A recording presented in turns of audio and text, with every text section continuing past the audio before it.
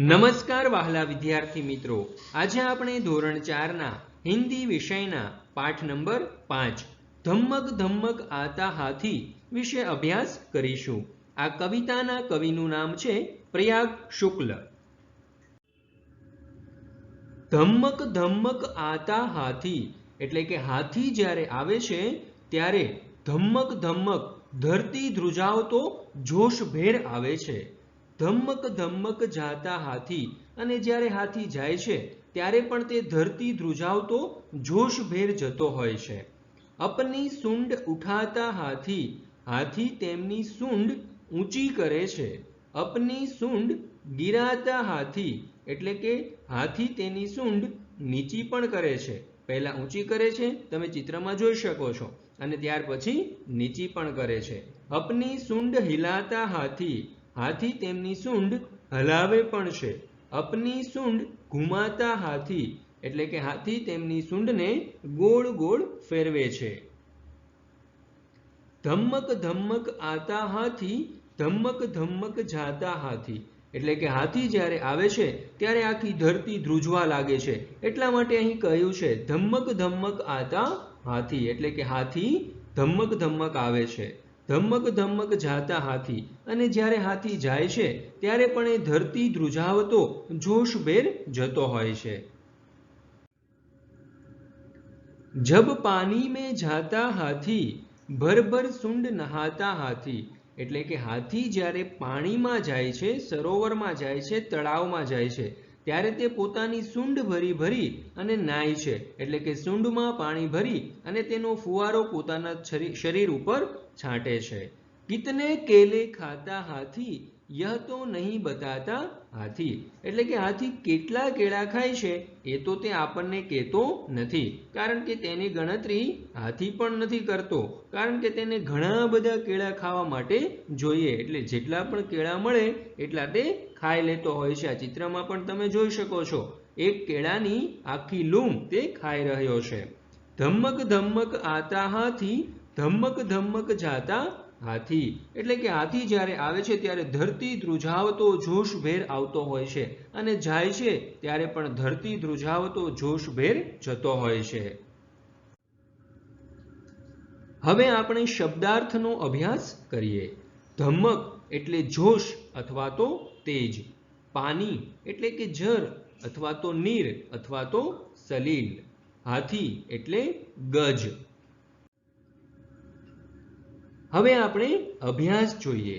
પ્રશ્ન નંબર 1, કવિતા કા અભિનય કે સાથ ગાન કીજીએ. તો બાળ મિત્રો, આ કવિતા તમારે ગાવાની છે અને સાથે સાથે અભિનય પણ કરવાનો છે.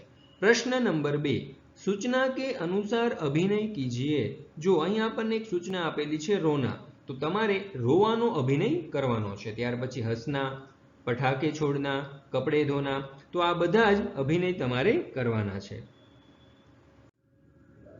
प्रश्न नंबर 3 पढ़िए और समझिए. गिराना નું વિરુદ્ધાર્થી લખવાનું કહ્યું છે. તો ગિરાનાનું હિન્દીમાં વિરુદ્ધાર્થી થશે ઉઠાના. આના નું વિરુદ્ધાર્થી થશે જાના. છોટા નું વિરુદ્ધાર્થી થશે બડા. ઊંચા નું વિરુદ્ધાર્થી થશે નીચા. પકડના નું વિરુદ્ધાર્થી થશે બ. ऊपर दिए गए विलोम शब्दों पर आधारित वाक्य बनाइए. અહીં આપણને એક ઉદાહરણ આપેલું છે. જુઓ, गिरे हुए को उठाना चाहिए, हमें किसी को गिराना नहीं चाहिए. તો અહીં ઉઠાના અને ગિરાના એ બંને વિરોધી શબ્દો છે, વિલોમ શબ્દ છે, અને તેના ઉપરથી અહીંયા વાક્ય આપણને આપવામાં આવેલું છે. તો જોઈએ આપણે આપણો પ્રથમ શબ્દ આના, જેનું વિરોધી થાય છે જાના. તો આપણે વાક્ય બનાવીએ. मंदिर में कुछ लोग आना चाहते थे, कुछ लोग मंदिर से जाना चाहते थे. ત્યાર પછી જોઈએ બીજું વાક્ય છોટા નું વિરોધી બડા. તો જોઈએ વાક્ય मेरा एक भाई मुझसे छोटा है, एक भाई मुझसे बड़ा है. ત્યાર પછી ત્રીજું ઊંચા નું વિરોધી નીચા. તો જોઈએ વાક્ય गिरनार ऊंचा पर्वत है, ચોટીલા નીચા પર્વત है. ત્યાર પછી ચોથું પકડના નું વિલોમ થશે છોડના. તો વાક્ય मगर आदमी को पकड़ता तो है लेकिन छोड़ता नहीं है. પ્રશ્ન નંબર 4, ચિત્ર કે આધાર પર કહાની કહીએ. તો બાળ મિત્રો, અહીં તમે 4 ચિત્રો જોઈ શકો છો અને આ ચારેય ચિત્ર પરથી આપણે એક વાર્તા બનાવવાની છે, કહાની બનાવવાની છે. તો ચાલો જોઈએ આપણે આ સરસ મજાની વાર્તા હિન્દીમાં. જંગલ મેં એક સિંહ રહેતા થા. તમે સર્વપ્રથમ પહેલું ચિત્ર જોઈ અને તેના પરથી વાક્યનું વર્ણન કરી શકો છો. जंगल में एक सिंह रहता था, बहुत से अन्य जानवर भी रहते थे. આ ચિત્રમાં તમે ઘણા બધા જનાવર જોઈ શકો છો. सिंह जानवरों को अपनी मर्जी के अनुसार मारकर खा जाता था. सभी जानवरों ने इकट्ठे होकर सिंह से कहा कि वे रोज एक जानवर भेजेंगे. एक दिन खरगोश की बारी आई. उसने समझदारी से काम लिया. वह जानबूझकर सिंह के पास देर से पहुंचा. भूखा सिंह गुस्से में था. खरगोश ने कहा, रास्ते में एक दूसरा सिंह मिल गया था, उसने मुझे रोक लिया था. सिंह भड़क उठा. उसने कहा, चल दिखा मुझे वह सिंह कहाँ है. खरगोश सिंह को एक कुएं के पास ले गया. उसने सिंह को कुएं के अंदर देखने के लिए कहा. सिंह ने कुएं में झांका. कुएं के पानी में उसने अपनी परछाई देखी. उसने उसी को दूसरा सिंह समझ लिया. उसको मारने के लिए वह कुएं में कूद पड़ा और मर गया. इस तरह बुद्धिमानी से खरगोश ने अपनी जान बचाई.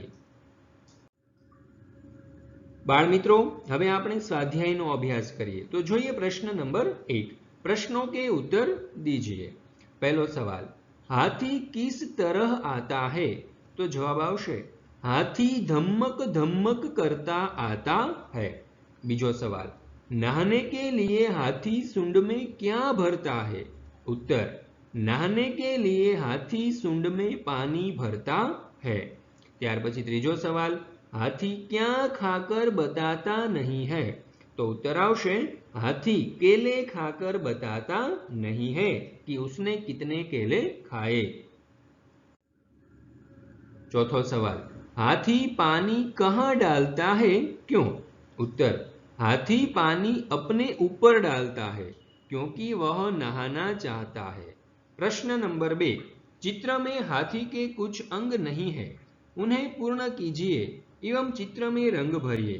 तो અહીં તમે જોઈ શકો છો હાથીનું એક ચિત્ર આપવામાં આવેલું છે અને અહીં ચિત્રમાં કેટલાક અંગો પણ નથી આપવામાં આવેલા. તો એ અંગોને આપણે દોરવાના છે અને તેમાં રંગ પણ પૂરવાનો છે.